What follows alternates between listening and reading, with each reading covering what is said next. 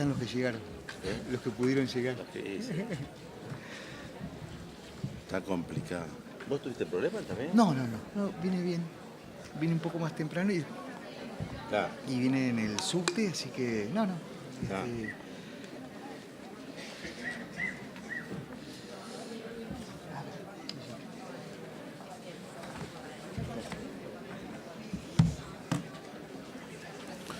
Bueno, muy buenos días para todos.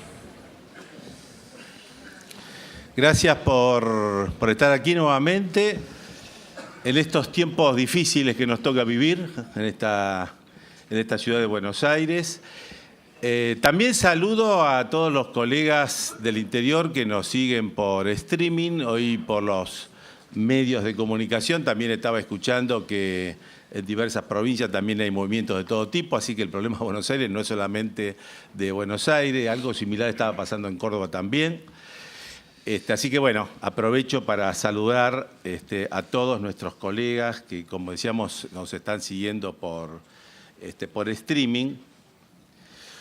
Hoy en el material que se les ha distribuido, ustedes podrán ver que hay muchas novedades que nosotros no vamos a dar porque, bueno, hay un límite de tiempo para todo esto. Las novedades como que nos superan, pero ustedes tienen el resumen, así que el agradecimiento a Adalberto Dalmacio que nos ayuda en toda esta elaboración de estos temas.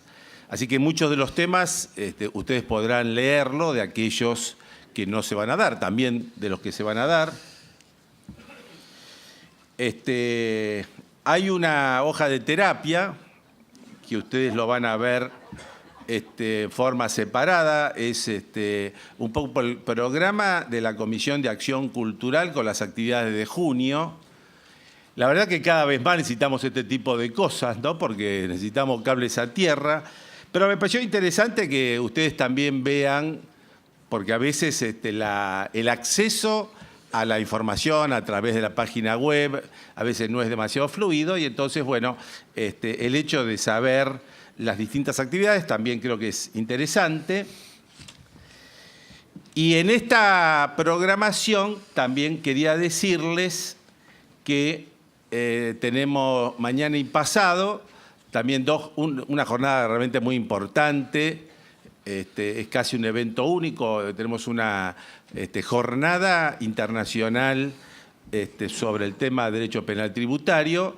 Quiero invitarlos a todos aquellos que les puede interesar el tema, porque vamos a tener expositores de distintos países y vamos a poder ver un poco cómo entre los distintos países, en el caso de México, en el caso de Uruguay, de Chile, de Perú, de España, cómo podemos confrontar las distintas normas y vamos a hacer énfasis en el rol del contador público, cómo el contador público se vincula con lo que es con la parte del asesoramiento tributario y eventualmente con los temas penales desde distintos roles.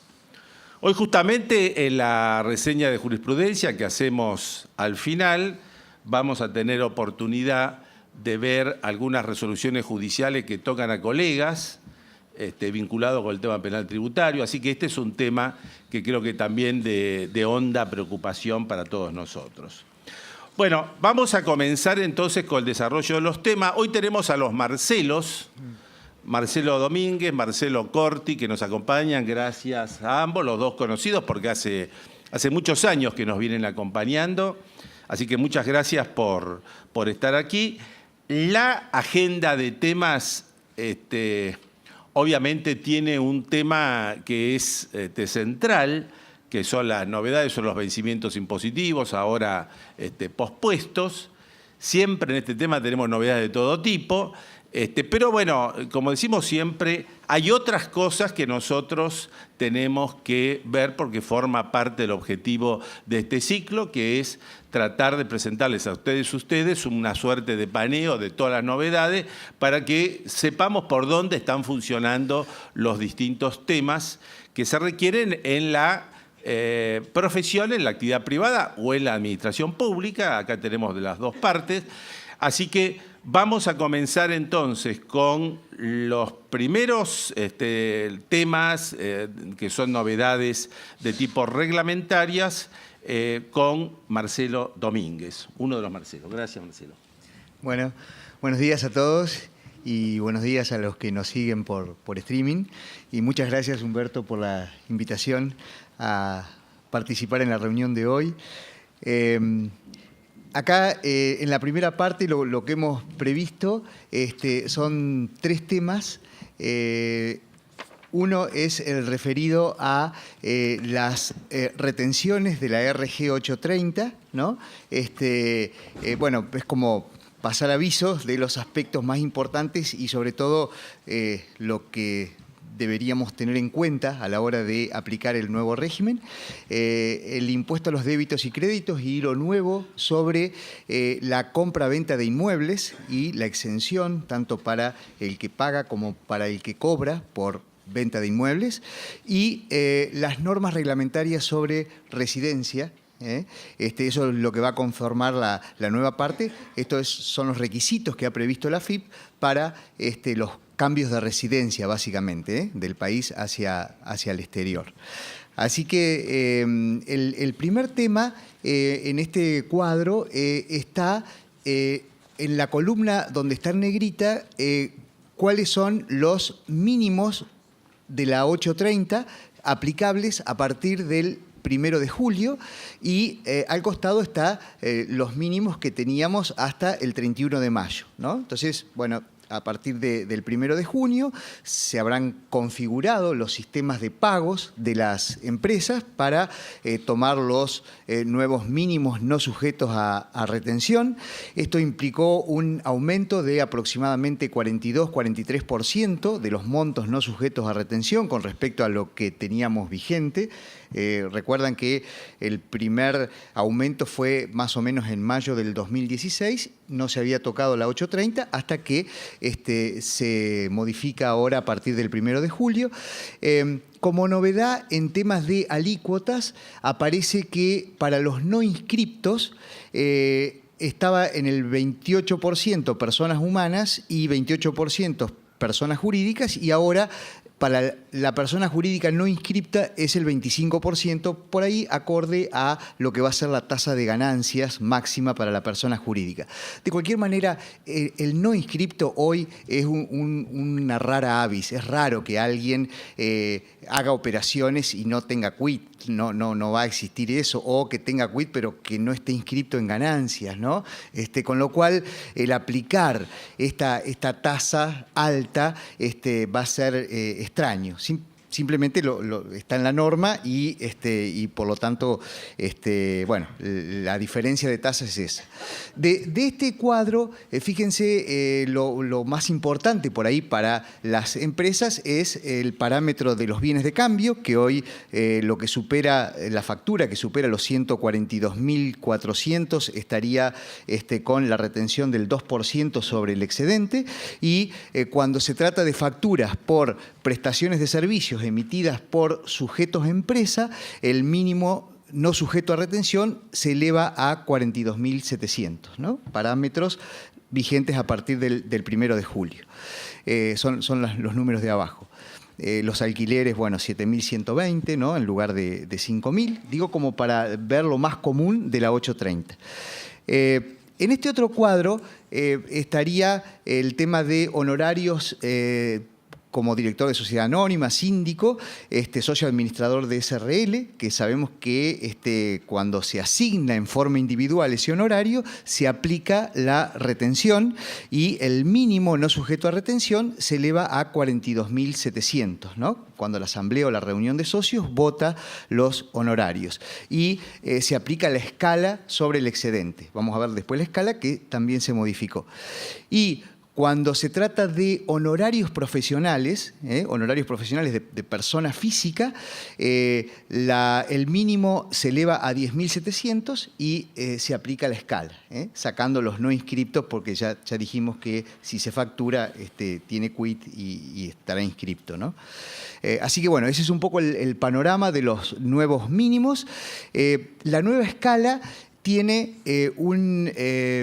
digamos, la que está arriba, la que está en negrita, fíjense que es desde el 5% al 31%, y los tramos, los mínimos sobre los cuales se aplica la escala también aumentan. Ahora empieza de 5% hasta un monto de 5.000 pesos, y de ahí para arriba va a ser más benigna que la anterior en cuanto a tasa y en cuanto a mínimos, porque la anterior está abajo y era del 10% al 30%. ¿No? Digamos, si uno cualquier remuneración o cualquier pago lo coloca en la nueva escala y va a tener, digamos, una retención bastante menor por aumento de mínimos y sobre todo por baja de alícuotas en los primeros tramos. Ven que empieza 5%, 9%, 12%, y antes llegaba al 18%, 22%, ya cuando una factura era de 8.000 pesos o de 14.000 pesos, ¿no? Ese efecto de mayores mínimos y menos alícuotas hace que la retención sea bastante menor a partir del 1 de junio. Fíjense, otra modificación es las nuevas retenciones mínimas, que para los inscriptos tiene, digamos, si supera los 150 pesos, se retiene. Si es la retención que surge de la escala es menor a 150, no se retiene. Antes era 90, bueno, después el resto es para los no inscriptos.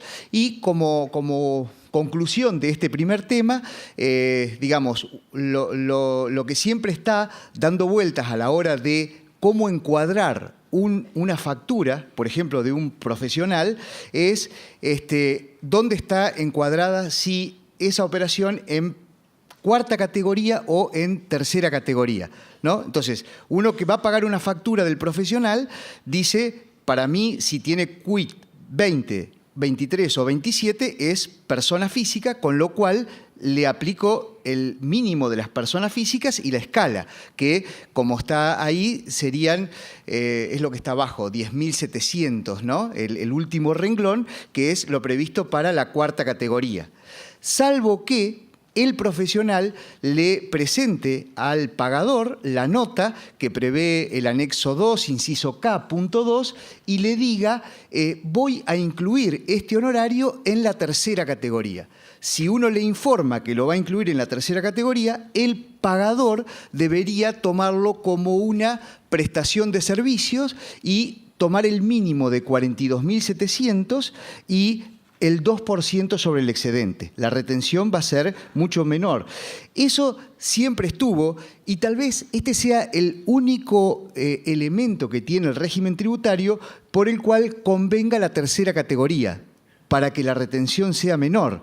En los otros aspectos siempre decimos, bueno, la cuarta categoría, ¿se acuerdan que siempre hablamos del tema del fallo Paracha de la Corte, que por ahí son sociedades que si no están, digamos, no funcionan como empresa, prevalece la cuarta categoría, bueno, porque es por lo percibido y no por lo devengado, todo lo que sabemos de la diferencia entre tercera y cuarta.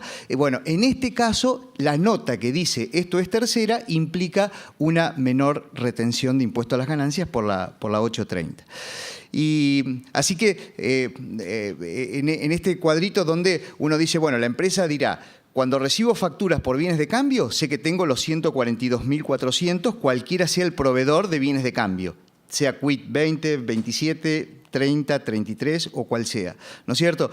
Ahora, cuando es por servicio, tendré que ver si es una empresa, aplicaré el 2% sobre el excedente de 42.700, y si es persona física, si me presenta la nota, lo tomo como una empresa. Si no me presenta la nota, lo tomo como un profesional independiente u oficio y aplico el mínimo menor, que es de 10.700, y la escala, ¿no? Esa sería un poco la regla de aplicación de la 830. Pasamos al otro tema. El otro tema es el pago a cuenta del impuesto a los débitos y créditos en el impuesto a las ganancias. Acá, como para recordar cómo viene el tema, desde mayo del 2004 veníamos con el 6 por mil. Tal vez desde antes, ¿no? Pero de algún modo fue la última reforma que tuvo este decreto 380 del 2001, que es el que crea el impuesto a los débitos y créditos, con el 6 por mil sobre los créditos y el 6 por mil sobre los débitos, ¿no? Y cuando es valor al cobro, cuando deposito un cheque en la caja de ahorro, ahí es el 12 por mil, ¿no es cierto?, sobre esa gestión de cobro que hizo el banco. El pago a cuenta de ganancias es el 34%, de lo acreditado, no de los débitos, sino de los créditos. Entonces, cuando uno ve en el resumen, en el extracto bancario, el total del impuesto al débito del mes y lo que es computable como pago a cuenta del impuesto a las ganancias, que es una cifra mucho menor que, porque es el 34% de una de las partes, ¿no? Ahora, el año pasado, con la ley de pymes, para las micro y pequeñas empresas y para las manufactureras medianas del tramo 1, se permite el cómputo del 100% como pago a cuenta, ¿no? Del 100% del impuesto al débito y bueno, el 50% en el caso de las manufactureras. Ahí abajo está el nuevo cuadrito de cuántos son las ventas, ¿no es cierto?, que lo vamos a ver después, que ha dicho la Secretaría de Emprendedores y de Pequeña y Mediana Empresa, que no hay que superar esos ingresos para estar dentro de micro, pequeña o mediana tramo 1. Pero bueno, uno se encuadra y tiene esa regla. Ahora bien, ¿cuál es la reforma que rige a partir de el 8 de mayo del 2018, que es cuando se modifica el régimen de pago a cuenta del impuesto al débito? Ahí está la diferencia. Esto está hecho por ejercicio comercial. Entonces dice, bueno, esto entra... si bien tiene vigencia a partir del 8 de mayo, tiene efectos a partir de los ejercicios iniciados el 1 de enero del 2018, con lo cual el primer cierre sería 31 de diciembre del 2018, ¿no? Ahora, claro, el banco dice, bueno, si esto está vigente, les voy a empezar a informar los nuevos pagos a cuentas desde el 8 de mayo, que van a ser ya no el 34% solo de los créditos, sino que va a ser el 33% del crédito más el 33% del débito. O sea que aumenta el pago a cuenta a partir de créditos y débitos posteriores al 8 de mayo que entra en vigencia el nuevo régimen. ¿Pero cuándo lo puedo tomar? Y si tengo cierre de diciembre, lo voy a tomar desde los anticipos que vencen en junio, ¿no? Junio, julio, cuando venzan los anticipos, porque mi cierre es diciembre. Pero si tengo cierre noviembre, por ejemplo, tengo que esperar a que empiece el nuevo ejercicio el 1 de diciembre del 2018 y ahí recién tomarme el pago a cuenta por los débitos y créditos aumentados que rigen a partir del 8 de mayo, ¿no? Es una manera bastante confusa, pero pareciera que uno dice, como está abajo, ¿no? Tengo un cierre de ejercicio 2018. Si es 31 del 12, bueno, el 33% de créditos y débitos desde el 8 de mayo, que rige la nueva norma, es desde el anticipo de junio del 2018 en adelante, ¿no es cierto? Y contra el saldo de declaración jurada.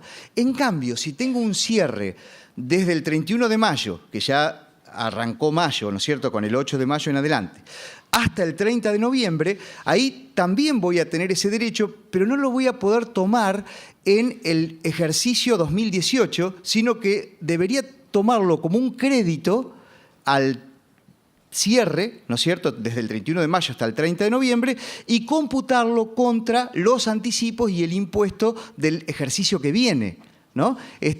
Queda como algo por ahí que no van de la mano, pero el corte está hecho así. Una cosa es la vigencia de la aplicación del pago a cuenta y otra es desde cuándo lo puedo tomar. Desde cuándo lo puedo tomar es el cierre 31/12 del 2018 en adelante. Con lo cual, todo lo que me retuvieron antes tendrá que ser un crédito computable en el ejercicio siguiente. Bueno, y después hay, también aumenta para los valores al cobro y también se le permite el pago a cuenta a los que antes no tenían pago a cuenta, que son los intermediarios, los droguerías, que tienen alícuotas menores. ¿Ven? Por ejemplo, estos tienen 0,75, 0,5, pero si son contribuyentes del impuesto a las ganancias, hasta el 20% de lo que paguen también se les permite tomar como pago a cuenta.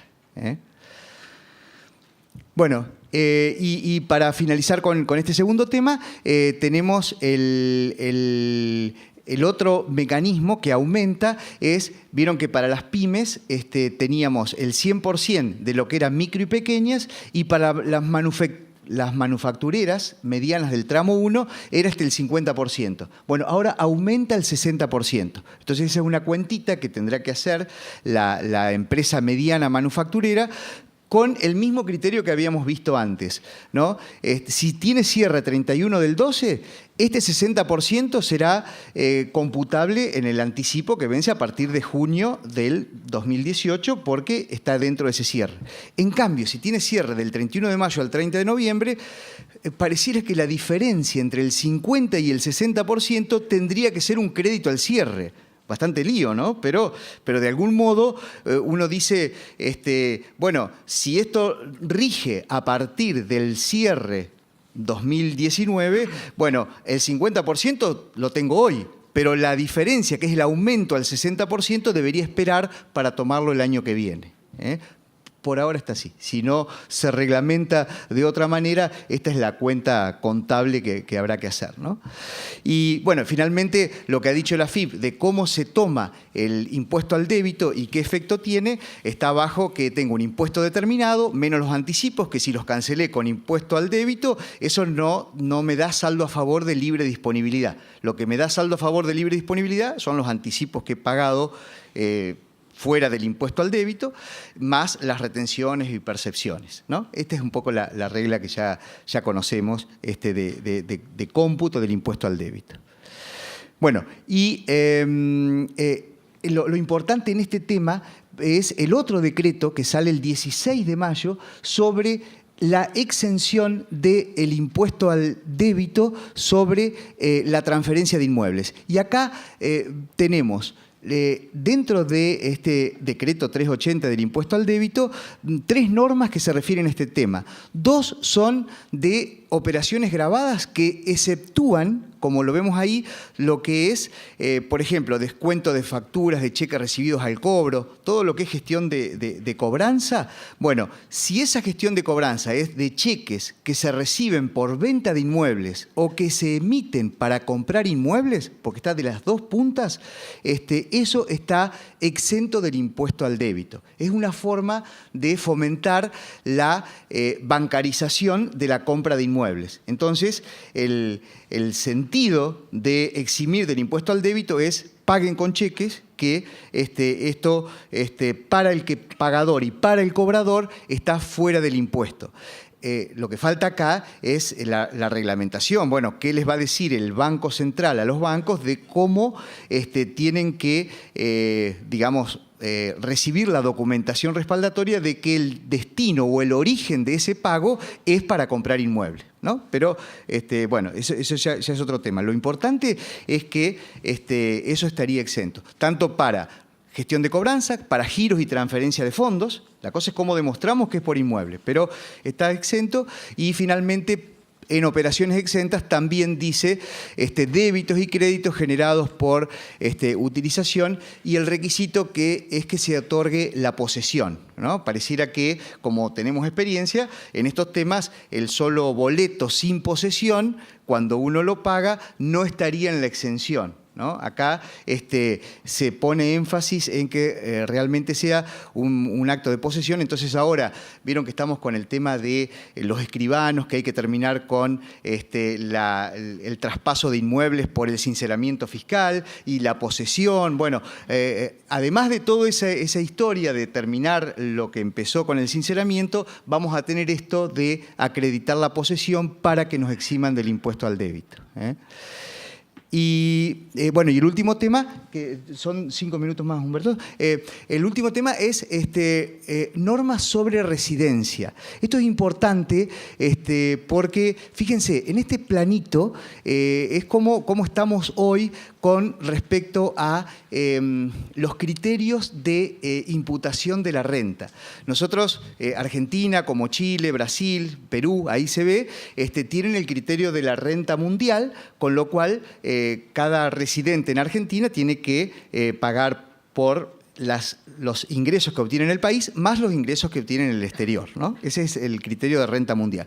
Pero en cambio, hay los países vecinos como Uruguay, Paraguay y Bolivia tienen el criterio de la territorialidad de la fuente. Quiere decir que solamente se paga en Uruguay, el residente uruguayo, por ejemplo, o en Paraguay, por las rentas que se obtienen en ese país y no por lo que se obtiene en el exterior. Esto no es de ahora, hace muchos años, ¿no? Que nosotros en el año 1990 incorporamos la renta mundial y los países vecinos no. Con lo cual, esto lo que ha provocado es que personas jurídicas del país han trasladado servicios móviles, ¿no es cierto?, servicios financieros, provisión de intangibles, intermediación de comercio exterior, ¿no? Digamos que ha crecido mucho la zona franca de Uruguay para este tipo de servicios que, al tener el criterio de la territorialidad de la fuente, dice, bueno, yo si soy residente de Uruguay, por ejemplo, y no tengo que declarar lo que tengo en Estados Unidos, en Suiza o donde sea, bueno, por ahí, desde el punto de vista de la planificación fiscal, me conviene más ser residente en Uruguay que ser en Argentina, porque acá tengo que declarar lo que tengo en Suiza, en Estados Unidos o donde sea, ¿no es cierto? Entonces, eso pasa con respecto a las empresas y con respecto a las personas físicas, que por ahí esta es la motivación para el cambio de residencia. Entonces, este flujo de cambios de residencias hacia el exterior ha dado lugar a continuas evaluaciones, ¿no es cierto?, de decir, bueno, ¿qué pasa en el exterior? ¿Cuáles son los requisitos para el otorgamiento de la residencia? ¿Es tan fácil como que se evalúa? Por ejemplo, en Uruguay, si tiene vivienda permanente en Uruguay, si tiene los intereses vitales. Bueno, sí, Uruguay va a decir sí, se evalúa que tenga residencia, que tenga intereses, que tenga algo para alguien que viene, ¿no? El régimen de información de patrimonio y rentas, ¿no? Informan lo que tienen en el exterior, aunque no pague impuesto en estos países de la territorialidad. Bueno, en estos, por presiones internacionales, han ido cambiando y dicen, sí, por más que no pague, porque aplicamos el criterio de la territorialidad, igual tienen que informar lo que tienen en el exterior, ¿no es cierto? Eso es como lo que dice la norma. Después hay un tema de, bueno, informan, no informan, es otro tema. Pero, de algún modo, es la forma de poder intercambiar información. Vieron que esto es lo que prolifera, ¿no?, en el mundo. El tema de registrar con NIF, que es el quit nuestro, ¿no es cierto? Cada uno tiene que decir cuál es el número y eso permite el intercambio entre administraciones tributarias. Bueno, es como que hay todo un tema de que por más que se mantenga el criterio de la territorialidad, de brindar información y de ver, por ejemplo, qué pasa con los regímenes de promoción tributaria para las actividades offshore. Por ejemplo, si alguien está en zona franca de Uruguay y hace actividades de trader, por ejemplo, entre Argentina y España, él dice, bueno, eso no es en Uruguay, es como que está situada la empresa, pero la ganancia la obtiene en el exterior. Entonces, eso es como que en los últimos años se ha empezado a agravar, no a la tasa del impuesto a la renta, pero sí como para decir, está bien, hace actividad offshore, pero es contribuyente del país. ¿Se entiende? Es un poco lo que va cambiando, donde ya el incentivo, bueno, no es tan fuerte como sí lo era antes, ¿no? Después está el tema de las retenciones. Por ejemplo, si uno tiene clientes que venden servicios a Brasil, Brasil le ha ordenado a los bancos que retengan el 15% por la prestación de servicios, ¿no es cierto? Entonces, ¿por qué? Porque han tomado el criterio de fuente que también involucra el pago. Es como si nuestra ley cambiara y dijera, para nosotros fuente argentina es si se paga desde Argentina. No importa dónde se prestó el servicio. No lo dice hoy, no quiero confundirlo. Pero si se tomara ese criterio, bueno, van a decir, si usted recibe una factura del exterior, de Uruguay, de donde sea, tiene que retener, porque para nosotros la fuente es el lugar de pago. Bueno, eso es lo que ha hecho Brasil y por eso cuando se retiene, cuando se paga desde Brasil se retiene, cuando es servicio y no cuando es bienes, porque los bienes son de fuente extranjera, ¿no? Pero eso es como para decirles el panorama por donde vienen estos temas. Lo que dice nuestra ley de impuesto a las ganancias es, y con esto termino, es la diferencia entre personas humanas y que son cómo hago para obtener la residencia en el exterior. Tengo que obtener la residencia permanente o si permanezco más de 12 meses, soy residente del exterior, ¿no? Desde siempre dijo eso, pero y que esto causa efecto desde el mes subsiguiente a que cumplo los requisitos. Entonces es como que lo dice la ley y digamos, yo tuve más de 12 meses afuera o obtuve la residencia permanente en Uruguay, en Paraguay, en donde sea, ya a partir del segundo mes soy residente del exterior, ¿no? Esto es lo que ha provocado por ahí la fuga, entre comillas, ¿no? de personas que han obtenido la residencia en el exterior. Hay que informar a la AFIP, bueno, son normas de la ley de impuesto a las ganancias o al consulado si ya me fui al exterior. Y lo que ha hecho la AFIP ahora con esta resolución 4236 del 8 de mayo es establecer requisitos para el cambio de residencia, cómo acreditar la residencia en el exterior. Entonces ahí tengo que entrar a la página web, al sistema registral y adjuntar PDF, ¿no? Con el certificado de residencia permanente del exterior, el pasaporte donde acredite que estuve más de 12 meses en el exterior y por lo tanto dejo de ser residente argentino. Y lo concreto acá es que la norma dice que hasta tanto se obtenga la cancelación, las personas humanas deberán continuar cumpliendo con las obligaciones formales y materiales correspondientes. Quiere decir que obtener la baja no va a ser tan fácil como antes porque van a querer, digamos, ver si realmente soy residente del exterior o quiero gozar de los beneficios del país de la territorialidad y no declarar por ahí lo que tengo en Estados Unidos, en Suiza o donde sea, ¿no? Digamos, por ahora está el requisito de no tengo que seguir siendo contribuyente argentino hasta tanto me den la cancelación. No sabemos cuánto puede tardar.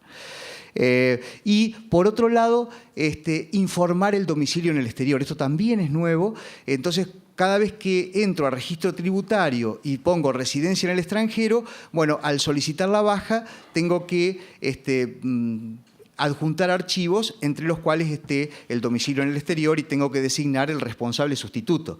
Porque no nos olvidemos que uno, si deja de ser residente y se quedó con bienes en el país, cuando recibe pagos de alquiler por esos bienes, por ejemplo, le van a retener ganancias y además tiene que designar un responsable sustituto para que pague el impuesto a los bienes personales. Esa es la regla del residente del exterior que obtiene ingresos en el país, ¿no? Así que, bueno, esto es lo que cambió con estas dos resoluciones, 4236 y 4237.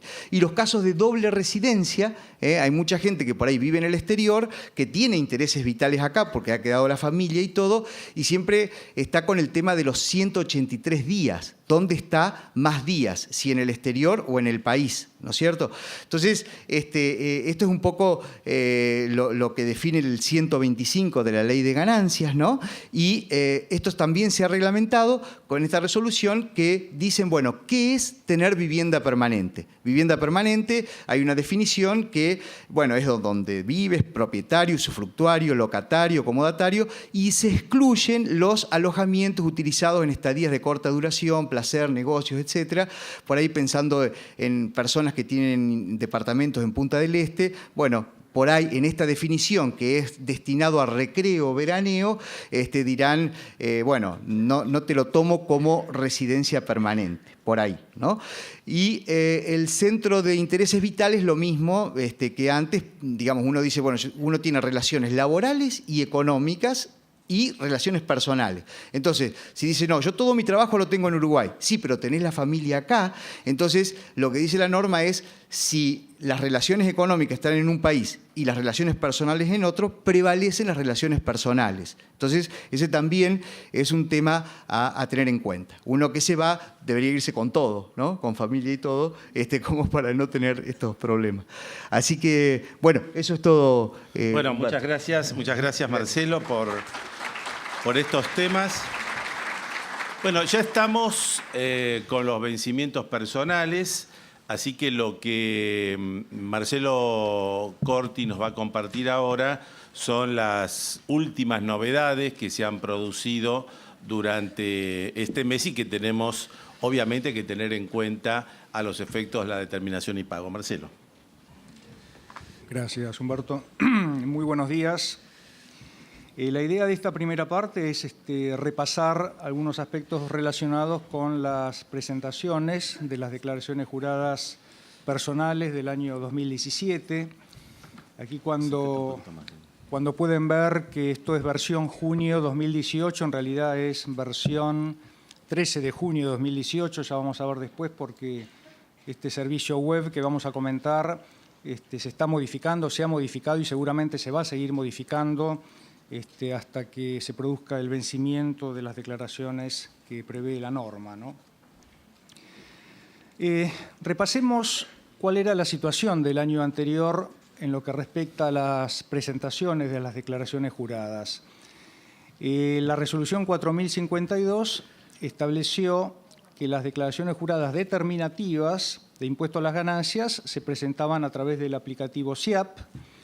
Respecto de bienes personales, para aquellos sujetos que blanquearon por la Ley 27260, únicamente podían utilizar el servicio Bienes Personales Web para efectuar la presentación de la declaración jurada, y aquellos sujetos que no efectuaron o adhirieron al blanqueo tenían la opción de presentar la declaración por el aplicativo SIAP o por el servicio Web Bienes Personales.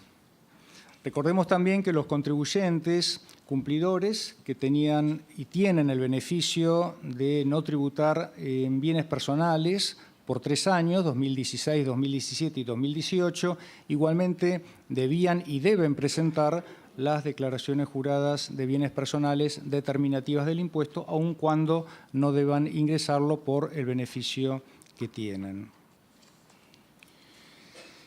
¿Qué ocurría con las declaraciones juradas informativas? Recordemos que estas declaraciones juradas debían ser presentadas el año anterior por quienes tuvieran ingresos brutos desde 500.000 pesos en el año 2016. En lo que respecta al impuesto a las ganancias, la presentación se hacía a través del aplicativo SIAP y existía la opción de optar por el servicio régimen simplificado para personas físicas.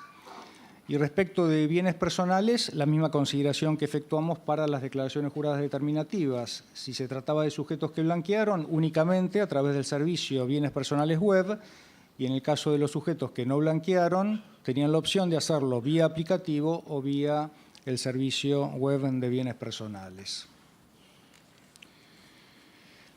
¿Cuáles son los cambios en este año respecto del impuesto a las ganancias?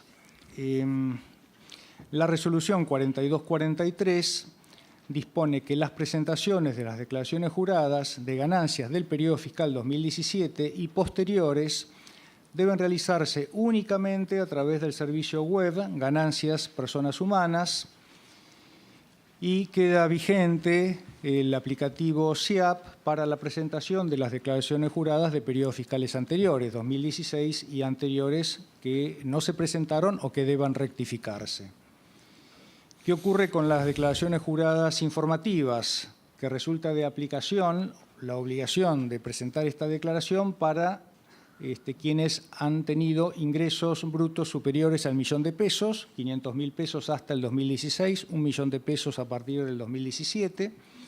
En este caso, existe un nuevo régimen simplificado en el servicio Ganancias Personas Humanas, que ya se encuentra habilitado para su utilización. Antes no era necesario habilitar el servicio, ahora directamente está habilitado, no hace falta habilitarlo, y se elimina la opción de presentar la declaración jurada informativa por aplicativo SIAP. Respecto de bienes personales, ¿cuáles son las novedades del año? También esta resolución 4243 dispone que las presentaciones de las declaraciones juradas de bienes personales del 2017 y las posteriores deben hacerse únicamente a través del servicio Bienes Personales Web, y sigue también vigente el aplicativo SIAP para la presentación de las declaraciones juradas 2016 y anteriores, declaración jurada originaria o eventualmente rectificativas.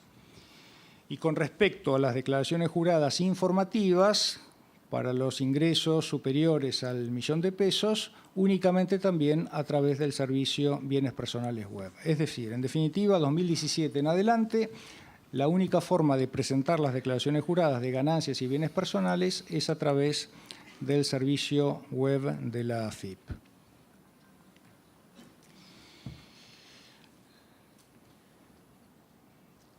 Vamos a hacer algunos comentarios respecto de este nuevo servicio web de ganancias, personas humanas, declaraciones juradas determinativas.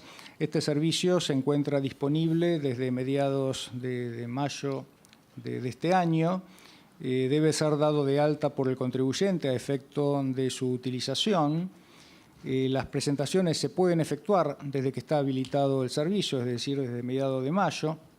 Y lo que respecta a bienes personales, desde el 12 de mayo se encuentra disponible el servicio para el periodo fiscal 2017. No hace falta dar de alta el servicio para su utilización y está habilitada también la opción de presentación.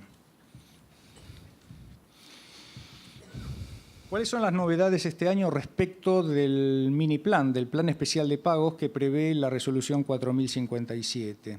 Este régimen de plan especial de pagos está vigente desde el periodo fiscal 2016, es el que en su momento reemplazó al que establecía la resolución 984. Prevé el pago de un anticipo y hasta 3 cuotas, y ello dependerá del perfil de riesgo del contribuyente, es decir, de la categoría CIPER que ostente. Esto lo pueden verificar en el sistema registral de la AFIP. A mayor categoría, a mayor riesgo, más anticipo, menos cuotas. A menor riesgo, más anticipo, más cuotas. El límite es 3 cuotas. Pero, reitero, esto depende del perfil de riesgo del contribuyente. ¿Qué prevé la resolución 4057? Que debe presentarse la declaración jurada para poder adherir al plan especial de pagos que la norma establece. Las novedades respecto del año pasado es que se puede adherir al plan especial de pagos hasta el 30 de junio. Esto lo estableció la resolución 4258. Y también dispone que se puede adherir al plan aunque no se presente la declaración jurada determinativa, y esto surge de un comunicado de la AFIP del 6 de junio de este año. Es decir, podemos entonces adherir al plan de pagos y no presentar la declaración jurada de impuestos, que vamos a ver está venciendo su presentación a mediados del mes que viene. En la charla anterior del ciclo se comentaron algunas cuestiones relacionadas con este servicio web de personas humanas, declaración de ganancias. Algunos aspectos que se plantearon en su oportunidad fueron solucionados. Hay una guía paso a paso de 44 pasos. Totaliza ahora el servicio por rubro de bienes, antes no lo hacía. Permite visualizar y descargar los papeles de trabajo. Tiene totales del periodo anterior y del periodo actual por rubro y por bien. Estas cuestiones facilitan el control de la carga, y además tenemos mayor tiempo antes de que caduque la sesión, aproximadamente 30 minutos de inactividad. De todas maneras, subsisten varios inconvenientes que debieran subsanarse. Esto es muy dinámico. Es posible que ahora se estén modificando algunas cuestiones. Seguramente habrá cambios de aquí hasta el vencimiento, con lo cual, si podemos esperar para efectuar la presentación, conviene hacerlo. No demasiado, porque seguramente después se acumulará cuando estemos próximos a vencer, pero tengamos presente que algunas cuestiones que estemos comentando quizás se estén solucionando en este momento o en los próximos días. ¿Cuáles son los puntos que están pendientes de solución? Por ejemplo, en automóviles solo se puede ver el tipo de vehículo. Después lo vamos a ver cuando veamos algunas de las pantallas que están en el material, pantallas del sistema. En depósitos en dinero solo se puede ver la entidad financiera en la que se efectúa el depósito, o sea, no sabemos si es caja de ahorro, si es caja de ahorro pesos, caja de ahorro dólares. Para esto hay que ingresar al rubro, vía papeles de trabajo, para ver cómo se compone la cuenta depósitos en dinero. Lo mismo que automóviles, para ver el detalle hay que ingresar al rubro. No traslada a la pantalla de variaciones patrimoniales el quebranto de segunda categoría de fuente extranjera. Este es el proveniente habitualmente de la compra-venta de acciones. Recordemos que si es quebranto, es un quebranto específico de fuente extranjera, pero lo concreto es que no lo traslada al cuadro de variaciones patrimoniales. No existe una descripción del bien dentro de cada rubro que permita identificar fácilmente los bienes que vamos cargando en el servicio. Por ejemplo, en inmuebles no dice si es un departamento o si es una casa. Bueno, en vehículos habíamos visto, no dice qué tipo de vehículo es. En el caso de cuentas bancarias no aclara si es cuenta corriente, caja de ahorro. No existe una vista previa a la presentación del formulario. Esto es importante también porque tenemos que efectuar la presentación sin poder ver previamente el formulario que estamos presentando. No hay opciones que la pantalla contemple para imprimir o descargar el formulario. Se puede hacer, pero esto debiera estar incorporado directamente en el servicio. Esto creo que se modificó ahora el nombre y el CUIL del personal doméstico que está cargado como deducción. Hasta hace poco no lo contemplaba. Y lo más importante es que no hay relación entre el servicio web de ganancias con el servicio web de bienes personales. Esto implica una doble carga de datos. Por ejemplo, un alta de inmueble, tengo que cargar el alta en ganancias y en bienes personales. Sería conveniente que de alguna forma se vinculen ambos servicios a efecto de facilitar y no duplicar la carga de información al sistema.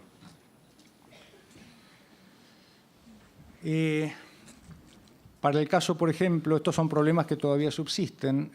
Para el caso de depósitos en dinero, en dólares, el tipo de cambio que informa el sistema es 15,79. Este es el tipo de cambio del 31 de diciembre del 2016, del año anterior. En realidad, para ganancias esto tampoco tiene ninguna relevancia porque las cuentas se declaran al costo, es decir, dólares al tipo de cambio vigente en el momento en que se realizó cada operación, no al tipo de cambio del 31 de diciembre. De todas maneras, esto no tiene ninguna implicancia, es simplemente un error. En cuarta categoría, el servicio importa automáticamente los ingresos, por ejemplo, por sueldos, por el criterio de lo devengado. Es decir, el sueldo de diciembre lo incorpora a la declaración del 2017, aun cuando no corresponda porque se cobre en enero del 2018. Esto se puede corregir, hay que corregirlo, pero el sistema no lo trae como debería. También debe informarse la fecha de inicio de la relación para empleados. Digamos, es un dato, pero si no se dispone en ese momento, hay que efectuar el corte de carga, hacerse el dato para poder después continuar con la carga de la información. Y esto sí es importante que lo tengamos en cuenta porque el servicio, el sistema, calcula mal el crédito de impuesto por rentas de fuente extranjera. ¿Por qué? Ustedes saben que cuando se obtienen rentas de fuente extranjera se puede computar como crédito de impuesto el impuesto análogo pagado en el exterior hasta el límite del incremento de la obligación fiscal producto de la incorporación de tales rentas de fuente extranjera en la liquidación del impuesto. Hay que calcular entonces el impuesto total con la renta local más la renta de fuente extranjera y el impuesto sin considerar la renta de fuente extranjera. La diferencia entre ambos es el límite de cómputo del pago a cuenta. Lo que hace el servicio web es calcular el impuesto únicamente sobre la renta de fuente extranjera y este es el límite que considera efectos del pago a cuenta. Este límite habitualmente, la mayoría de las veces, es inferior al que corresponde considerarse de acuerdo a lo que establece la ley del impuesto. Esto sí debería corregirse. El problema que se puede presentar en la medida en que esto no se corrija es quien tiene que efectuar la presentación de la declaración jurada, porque, por ejemplo, existen compensaciones y para poder compensar hay que presentar la declaración jurada. Si tiene crédito de impuesto, tendrá que informar la diferencia a computar, por ejemplo, en otros pagos a cuenta y después aclarar por multinota de qué se trata, a efecto de que el fisco no intime la diferencia por no tener registrado ese pago a cuenta que aparece en la declaración jurada en cuentas tributarias, ¿no?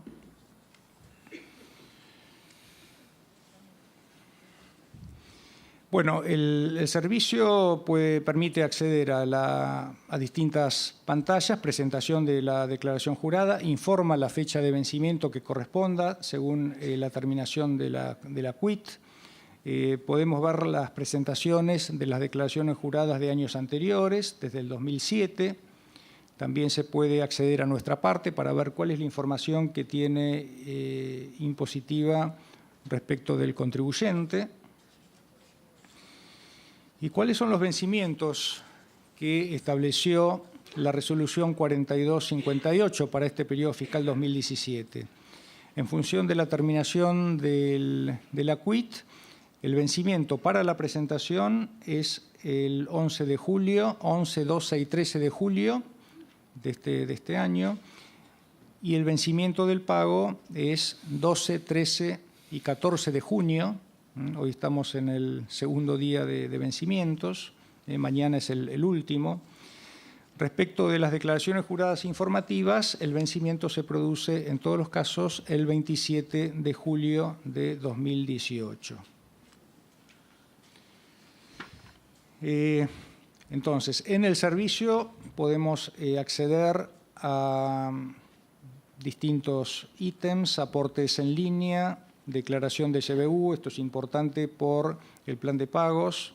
Recordemos que las cuotas se debitarán en la cuenta con el CBU que en su momento se informa.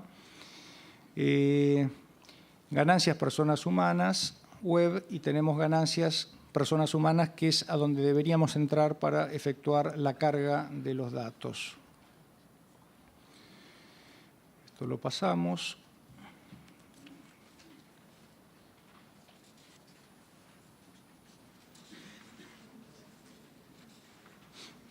Estas son las distintas pantallas del servicio.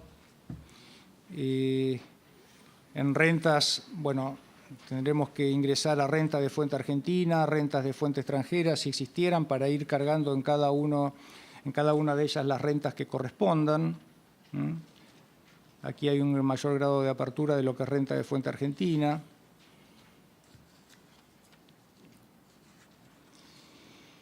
Y fíjense, por ejemplo, cómo estaba el rubro bienes y deudas antes. Aparecían bienes y deudas.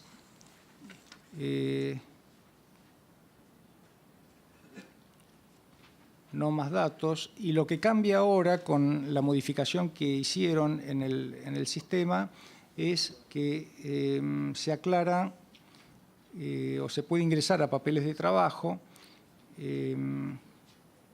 de bienes y de deudas por separado. Esto antes no estaba contemplado. También se pueden imprimir esos papeles de trabajo.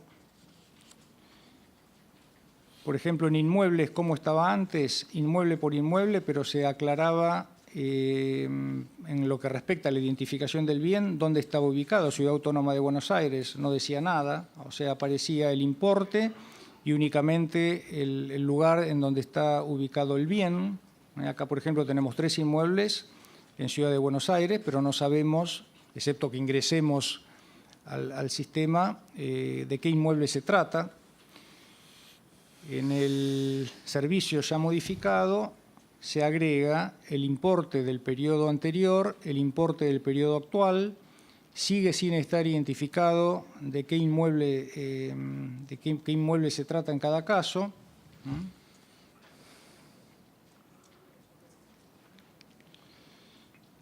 En automotores lo mismo. Antes aparecían, fíjese, cuando hablábamos de la no identificación del tipo de vehículo, decía tipo automóvil. Ahora es exactamente lo mismo, pero se agrega el importe del periodo anterior, el importe del periodo actual.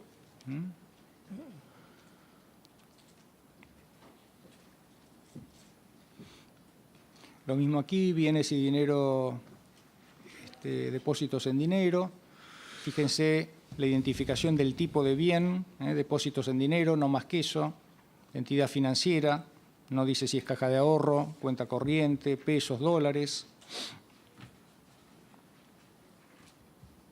Básicamente lo que cambió respecto de la versión primera que conocimos es que se incorpora los importes al inicio, los importes al cierre por rubro, es decir, totaliza por rubro año anterior y el año 2017, y hay una pantalla de papeles de trabajo a la que se puede acceder para ver qué es lo que está conteniendo cada uno de los rubros. Lo mismo en créditos y debentures.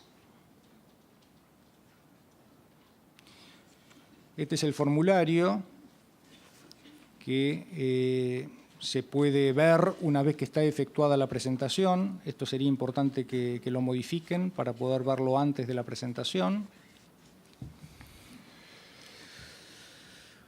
Con respecto a bienes personales, muy parecido a ganancias.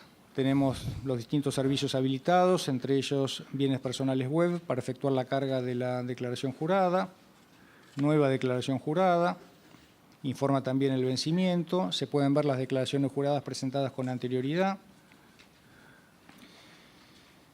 se selecciona el periodo fiscal a efectuar la carga y así se van cumpliendo los distintos pasos que el sistema prevé. Yo diría, como conclusión, el sistema tiene algunas mejoras respecto de la primera versión que conocimos, pero hace falta que se sigan efectuando modificaciones para facilitar la carga de los datos, para facilitar el control de los datos que se van cargando, y sería así importante que de alguna forma se relacione, se vincule el servicio web de ganancias con el servicio web de bienes personales. Esto va a facilitar la carga de datos y evitar duplicaciones y pérdidas de tiempo que realmente no tienen ningún sentido. Al margen de algunas cuestiones que tengan que modificarse para justamente facilitar la carga y los tiempos, sí es importante que se corrija el cálculo del crédito de impuesto, que como ya comentamos, tiene un error en el sistema, y si esto no se corrige va a obligar al contribuyente a determinar por diferencia lo que corresponde ser computado como pago a cuenta y después aclararlo vía multinota para evitar controversias y reclamos. Muchas gracias. Bueno, muchas gracias, Marcelo. Bueno, vamos a seguir con las cataratas de novedades que tenemos. El tema que viene ahora no es un tema menor, porque a través de la Ley de Financiamiento Productivo, este proyecto que hemos comenzado hace un tiempo en el Congreso, que se llamaba la Ley de Mercado de Capitales, fue cambiada a ratito, y esta ley, la que quedó ahora aprobada, la Ley 27440 de Financiamiento Público, tiene incentivar a favorecer a las pymes a través de distintos instrumentos. Hoy sobre esta ley vamos a empezar a analizarlo porque el andamiaje de esta ley va a requerir de una serie de reglamentaciones, pero vamos a empezar hoy a instalar el tema. Luego Marcelo Corti va a hacer una incursión en otra parte de la ley, que es el tema de los fondos comunes de inversión en los aspectos impositivos. Pero este tema que nosotros tenemos que ver ahora, que es la factura de crédito, es un tema mucho más omnicomprensivo, porque aquí están vinculados aspectos que van a tener que tener las empresas de distintos puntos de vista y aspectos donde obviamente nosotros como profesionales vamos a tener que también meternos en el mismo. Quería empezar por esto. ¿Quiénes son las autoridades de aplicación? Que hay dos. En realidad está por un lado el Ministerio de Producción y por el otro lado la AFIP. La AFIP va a tener un rol muy importante en este tema de las facturas de crédito electrónicas, porque justamente las facturas de crédito van a ser electrónicas y van a dar vuelta sobre el proceso que hoy ya tiene la AFIP. Es decir, que todas las facturas de crédito van a tener que pasar por la órbita de la AFIP y de ahí entonces la importancia que tenga desde el punto de vista de la autoridad de aplicación. Este tema, si lo queremos ver desde el punto de vista normativo, nos vamos a encontrar con que no va a ser fácil, porque el mapa de normas no es solamente la ley que hemos mencionado, la 27440, la ley nueva, no es solamente esa, sino que esta propia ley dice que se van a aplicar también las disposiciones viejas sobre factura de crédito. Y acá empieza el plumero a pasar por los libros viejos. Ustedes recuerdan, acá hay colegas que vienen siguiendo hace varios años este ciclo y en otras oportunidades hemos invertido muchísimo tiempo en estudiar lo que era la factura de crédito en la versión anterior que nunca llegó a aplicarse. Porque tenía toda una serie de problemas que pasaban desde lo legal hasta lo operativo. Y esto hizo que el sistema fracasara. Esa ley era la 24760, que ahora resurge, porque según dice esta ley, también resulta de aplicación. En la parte que no contradice la nueva ley, esta vieja ley resulta de aplicación, con lo cual tenemos que empezar a pasar el plumero, como les decía, sobre las viejas disposiciones. Pero mucho más una disposición, el decreto ley del año 63, el 5.963, que fue ratificado por la ley 16478. Fíjense a dónde nos caemos. Estas disposiciones todas van a ser de aplicación, insisto, en la medida que no se opongan a la nueva ley de financiamiento productivo. Esto para ver cuál es el mapa de normas legales que tenemos que considerar. Bueno, en este cuadrito tratamos de ver las distintas alternativas prácticas que nos vamos a encontrar una vez que esto se ponga en marcha. Nosotros hablamos de factura de crédito electrónica MIPYMES y entonces acá se dan estas alternativas. En este cuadro de doble entrada vamos a ver cómo son las operaciones comerciales entre las empresas, cómo revisten y qué efecto va a provocar en la factura de crédito. Y entonces empezamos. Una MIPYME le vende a otra MIPYME.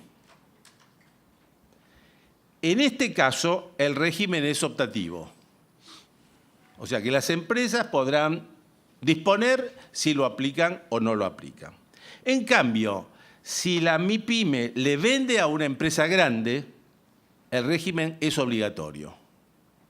Acá no hay opción alguna. Justamente en este sector, donde se cruza la línea del MIPYME proveedor y el grande cliente, resulta obligatorio porque este es el centro que tiene la norma.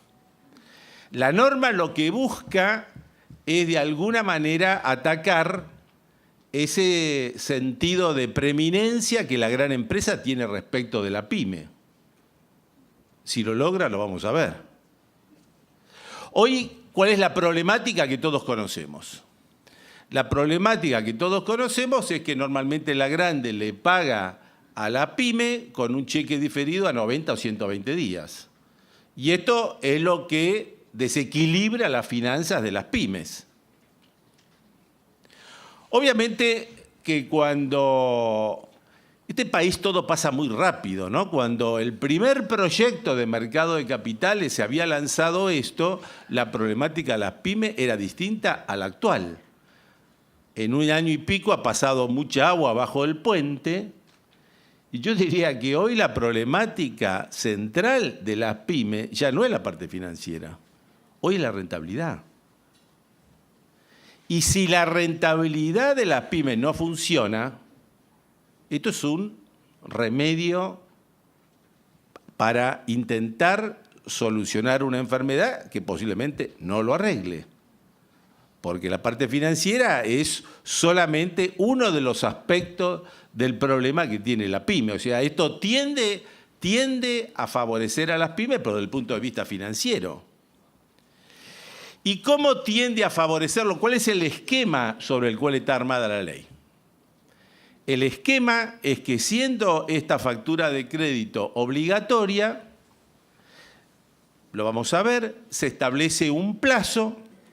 Si en ese plazo la empresa grande, y acá es donde decimos que se intenta atacar contra la preeminencia de las grandes, si en ese plazo la empresa grande no paga, se va a considerar automáticamente aceptada la factura de crédito y por lo tanto la pyme podrá ir al mercado financiero y el mercado financiero, acá aparecen las otras normas que tiene la ley, para darle otras posibilidades a las pymes de mayor acceso y con menor costo. Este es el sentido. Ahora, esta preeminencia de las grandes respecto de las pymes, ¿se arreglan por ley? La historia argentina, ante esta pregunta, siempre fue negativa la respuesta. Porque las grandes se preocupan de buscar los mecanismos para neutralizar aún una norma legal. Bueno, esto es un poco lo que tenemos que ver hasta dónde se puede lograr o no el objetivo. Y seguimos viendo los cruces de las operaciones comerciales. Una empresa grande le factura a una MIPYME.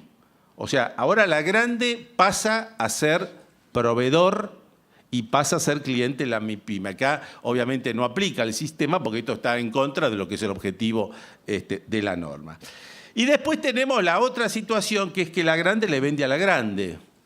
En principio acá no es obligatorio, pero la ley ha facultado a la autoridad de aplicación para establecer en qué casos se puede llegar a aplicar. Entonces, salvo los casos de opción, salvo los casos que faltan reglamentar, hay un solo caso, como vemos, que es obligatoria la factura de crédito, que sería el caso de la MIPYME que le factura a la empresa grande. Bueno, acá podemos volver con la pregunta, bueno, ¿y qué es MIPYME y qué es grande? Esto ya lo ha analizado inclusive Marcelo antes, Marcelo, me refiero a Domínguez. Acá nuevamente nosotros insistimos con esta norma reciente de la resolución 215 del 18, que se publicó el 5 de junio, donde aparecen los nuevos límites de venta, con lo cual nosotros acá tenemos que empezar a buscar en este cuadrito por la actividad, si es la construcción, si es de servicios, si es comercio, si es industria minería o agropecuario, y en función de los ingresos, las ventas del promedio de los últimos 3 años, esto ya lo sabemos, vamos a determinar cuál es la categoría que corresponde. Y las categorías son las que están mencionadas en este cuadro, o sea que es la micro, la pequeña o la mediana en el tramo 1 o en el tramo 2. Con el agregado de los límites del personal ocupado, que está establecidos también en el cuadro, con lo cual si no se cumple este requisito, tenemos que estar subiendo la categoría. Lo mismo pasa con los activos expresados en pesos. Hoy vamos a hacer un sondeo general sobre esta norma, porque todavía falta mucho. Acá faltan todas las normas reglamentarias, que son las que le van a dar vida a todo esto, pero tenemos que avanzar sobre temas puntuales. ¿Cuáles son las excepciones que están previstas con este régimen de la factura de crédito electrónica? En primer lugar, las emitidas al Estado. Si una empresa pyme le factura al Estado porque ganó una licitación y en base a eso le vende cosas muebles o le presta servicios o le hace locaciones, en ese caso no se va a aplicar la factura de crédito. La factura de crédito no se aplica con el Estado. Como el Estado es buen pagador, acá entonces no hay nada que disponer.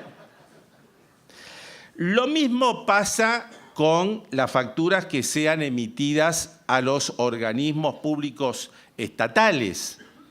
Sería lo mismo que con respecto al Estado. No se emite, salvo que estos organismos tengan alguna forma societaria. Si los organismos del Estado tienen alguna forma societaria, estos estarían, digamos, en competencia con las otras empresas privadas y, por lo tanto, la excepción no se aplica y, por lo tanto, se aplica la obligatoriedad. Otro caso de excepción, cuando la pyme emita una factura a consumidores finales. Obviamente, si invita a consumidor final no tiene nada que ver con el sentido de la ley y, por lo tanto, tampoco se aplica este régimen.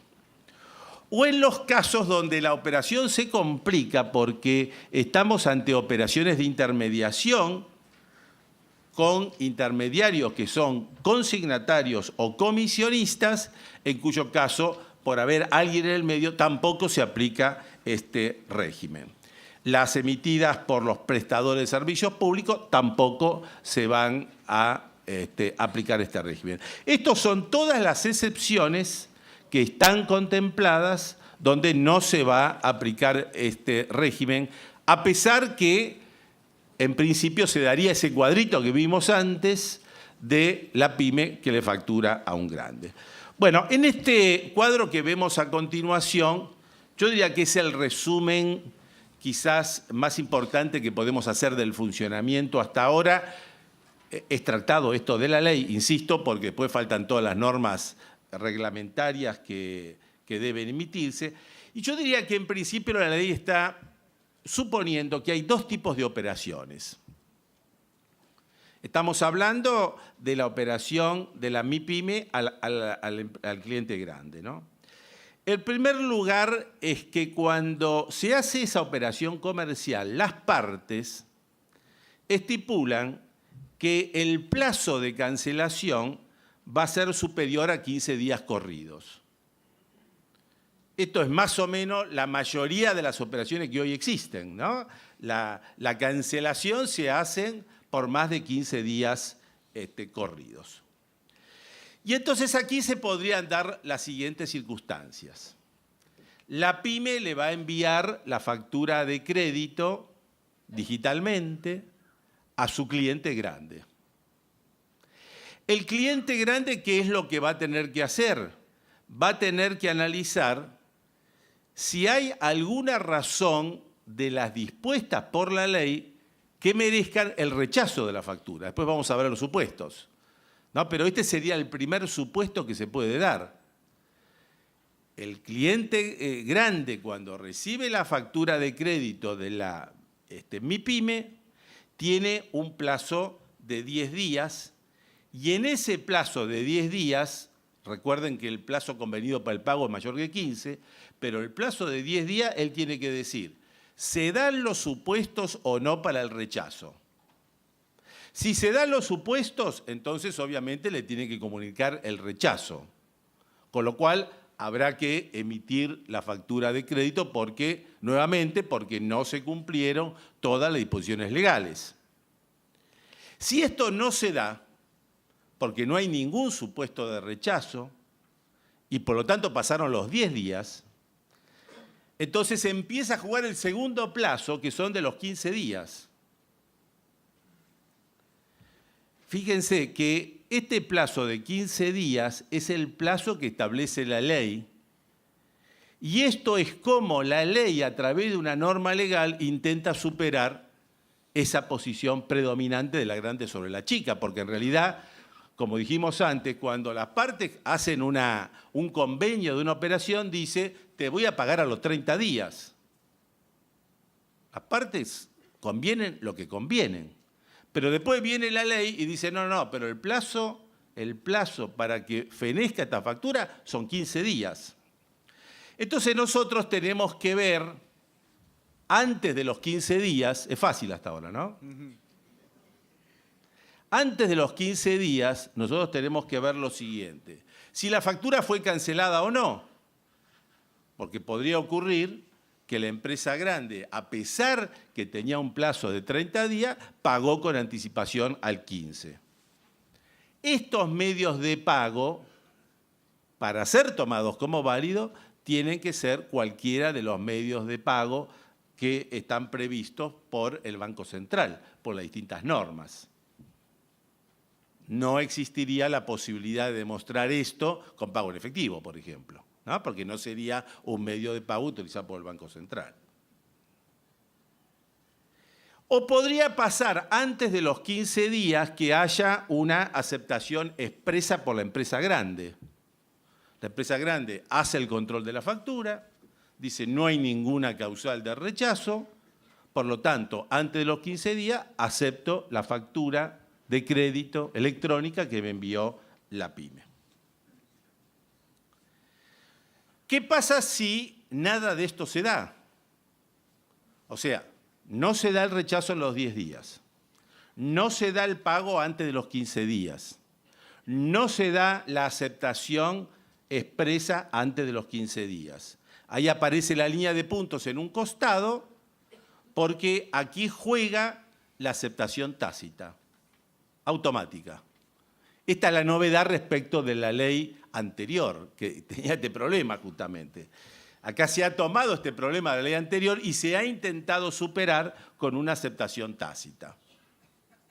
Fíjense lo que ha ocurrido. Las partes fijaron de que se vende una cosa mueble que va a ser cancelada a los 30 días, pero a los 15 la factura está aceptada automáticamente, si no pasó todo lo otro. ¿Qué es todo lo otro? O el rechazo, o el pago anterior, o la aceptación expresa. Y la ley tiene dos formas de aceptación de las facturas de crédito, o la aceptación expresa o la aceptación tácita. Si la aceptación expresa no se dio, pasó todo esto, a los 15 días hay una aceptación tácita. Entonces la pregunta es, ¿qué hace el proveedor pyme? Porque pasaron los 15 días, porque está la aceptación tácita y porque tiene este título que es ejecutivo ya. ¿Qué hace con esto? Conteste con respeto. En realidad, acá empieza a jugar todo el aspecto financiero de la ley. Porque esta empresa pyme va al mercado. ¿Hoy qué alternativa tendría? Hoy tendría la alternativa del factoring. Ahora, esta alternativa es más teórica que real. Porque para una operación de factoring, una de las cosas que tiene que tener la pyme es poder calificar. Y normalmente no califica, con lo cual quedó afuera del partido directamente. Y si llegara a calificar, el costo financiero es tan alto que la pyme tiene que pensar dos veces si la descuenta o no descuenta la factura. Bueno, esto intenta solucionarse porque la gama de posibilidades que el mercado financiero, en teoría por la ley, le va a brindar es tan amplia que va a tener acceso a eso y va a tener acceso a un costo inferior. Resumen hasta acá. Cualquiera sea el plazo que establecen las partes, va a empezar a jugar todo este mecanismo de la ley. Si hay o no rechazo, si hay pago anterior de los 15 días, si hay aceptación expresa antes de los 15 días. Si no, es un título ejecutivo. Como título ejecutivo, lo puede ir y lo puede negociar. Cualquiera de nosotros podemos empezar a pensar qué va a pasar con esto. Ustedes imagínense un supermercado que tiene un proveedor pyme y le dice, ni se te ocurra descontarlo, porque si no sabes qué va a pasar, te borro el registro. Y se acabó el proveedor. Bueno, este es el tema de lo que le estoy diciendo, de la preeminencia de las empresas grandes respecto de las pymes. Esto es lo que tenemos que ver hasta dónde este sistema empieza a funcionar y hasta dónde el objetivo de la ley se puede llegar a dar. La segunda alternativa es que el plazo sea inferior a 15 días. Esto es el convenio que hacen entre las partes, inferior a los 15 días. Bueno, si el plazo es inferior a los 15 días, puede pasar lo mismo que antes, Pero si la empresa grande no ejerce su función de preeminencia y no se lo paga, estamos en la misma situación que la anterior. Pasaron los 15 días, no se lo pagó, no se lo rechazó, no lo aceptó expresamente, por lo tanto, automáticamente va a quedar aprobado. En este cuadrita hemos tratado de resumir el ABC de todo lo que es el movimiento de este título con las distintas alternativas que plantea la ley. Obviamente no pueden faltar los nuevos registros, ya estamos acostumbrados. Sí. El registro con el régimen de información, nada novedoso. Este régimen del registro lo va a reglamentar la AFIP. Dijimos que la AFIP era una de las autoridades de aplicación.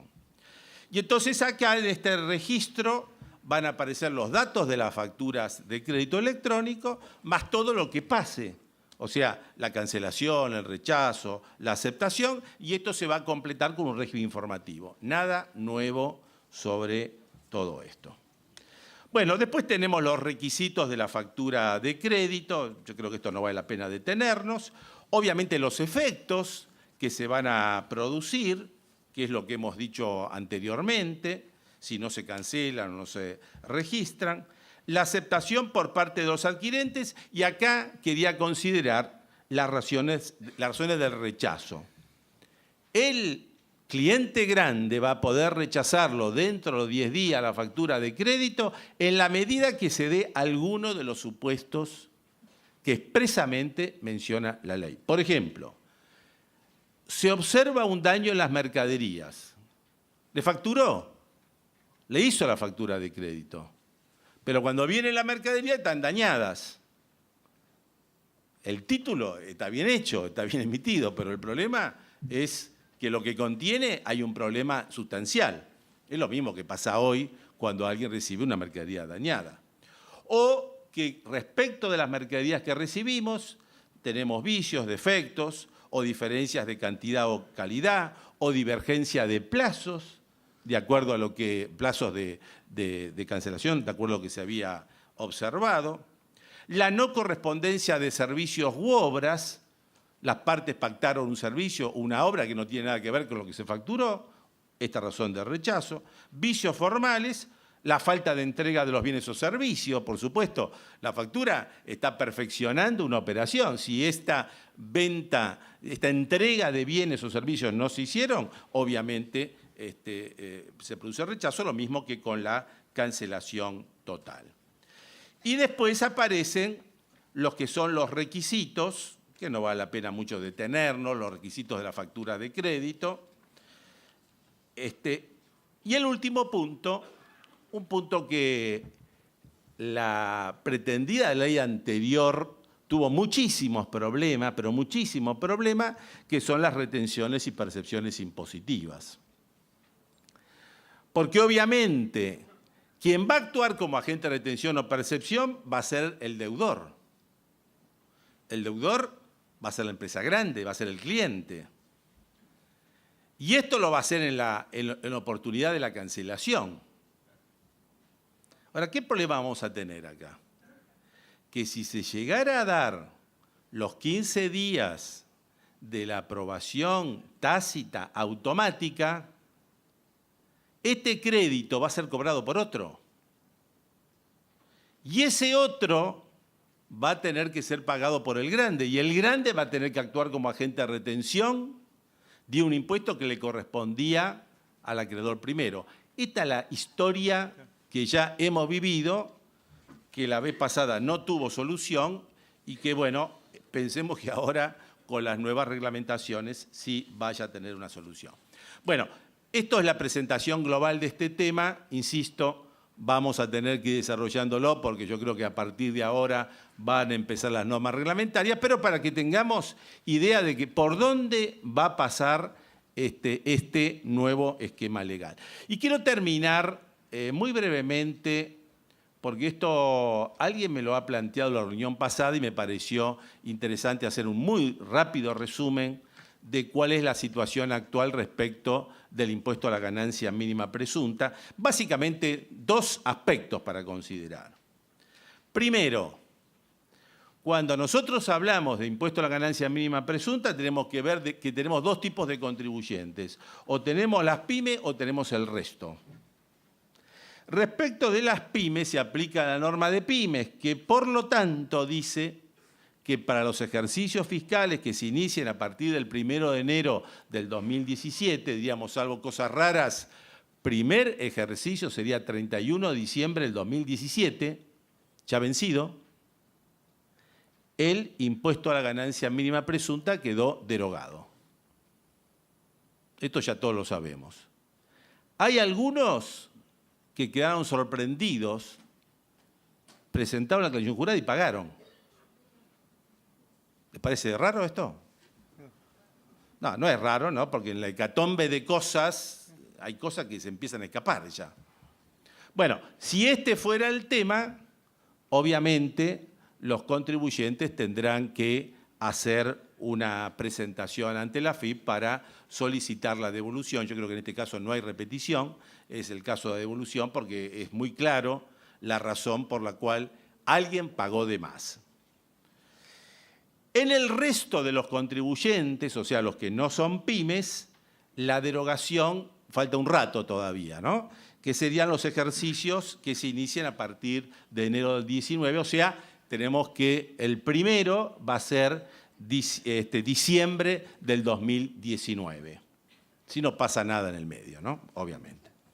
Bueno, y el segundo tema que me pareció interesante poder resumir cómo está la situación, porque esto dio origen también a distintas consultas que nos han hecho acá, es cómo está el estado de la situación de los contribuyentes cuando están ante la ausencia de lo que es la rentabilidad y cómo incide la ausencia de la rentabilidad respecto del impuesto a la ganancia mínima presunta. Bueno, en este aspecto obviamente tenemos que empezar a recordar la posición de la Corte, porque la Corte es quien fijó este criterio.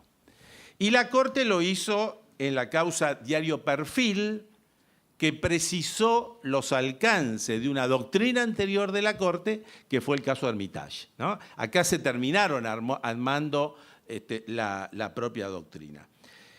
De esta doctrina de la Corte surgen estas consideraciones. Primero, no debe demostrarse, como era la idea originaria respecto de este impuesto, no debe demostrarse la imposibilidad que los activos generen la renta presumida o la capacidad de tener que hacerlo. Esto no es lo que dijo la Corte, sino que lo que hay que demostrar es que la renta no existió. Es muy distinto una cosa que la otra, ¿no? Una cosa es decir, la imposibilidad que los activos generen renta presumida a través de la presunción de la ley, y otra cosa es la versión segunda de la Corte, que ha dicho que acá lo que hay que demostrar simplemente es que la renta no existió. Justamente, en estos casos, la Corte tomó por probada la existencia de pérdidas contables. Y acá viene el otro tema en discusión. Esta es la posición que tomó la AFIP. Esta es la posición que tomó la AFIP y que dice, para que no se pague el impuesto a la ganancia mínima presunta, tiene que haber pérdida contable, o sea, pérdida en el balance, ¿no? Y no tiene que haber utilidad impositiva, el impuesto a las ganancias. Estas dos cosas. Se ha discutido si este argumento, el de la pérdida contable, es un argumento que surge o no de la doctrina de la Corte. En realidad, la doctrina de la Corte, insisto, en los casos que resolvió, dio por probada, esto es un tema fáctico, se probó la existencia de las pérdidas contables. Obviamente, como no se presentó el caso, no dijo qué pasaba en el otro supuesto. Si había ganancia contable, pero no impositiva. O sea, acá estamos tomando lo que es la posición de la Corte. De esta manera, nosotros podemos concluir que el objeto del impuesto a la ganancia mínima presunta no es la posesión o la pertenencia de un activo, sino la utilidad que esos bienes pueden producir a través de un sistema presuntivo, y esta presunción es justamente el impuesto a la ganancia mínima presunta. Por lo tanto, ¿cuál sería la conclusión?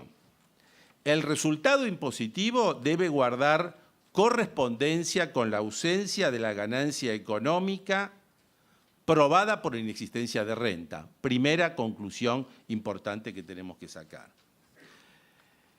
Segunda conclusión que surge también de la doctrina judicial. La imposibilidad de aplicar el mecanismo de pago a cuenta cruzados, ganancia mínima presunta, ganancias, no indican la ausencia de capacidad contributiva. Esto no interfiere para nada en la determinación de ganancia de lo que es la capacidad contributiva. Y por lo que hemos dicho, la tercera conclusión es que la sola existencia de un quebranto impositiva no incide en la exigibilidad, porque, según dijo la Corte, tenemos que tener la no existencia de ganancia, o sea, el quebranto, pero también el quebranto impositivo, pero también el quebranto contable. Bueno, yo quería resumir esto para que tengamos en cuenta entonces cuáles son los periodos fiscales. Y si nosotros intentamos sostener de que no procede el impuesto a ganancia mínima presunta porque no tenemos ganancia, bueno, recordar cuál es el criterio que hasta el momento ha dado la Corte. Vamos a hacer un descanso y continuamos.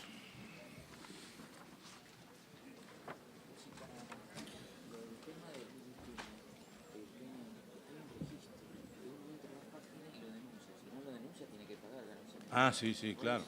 Claro. Sí, son las formalidades. Claro. Muy bien. Vamos.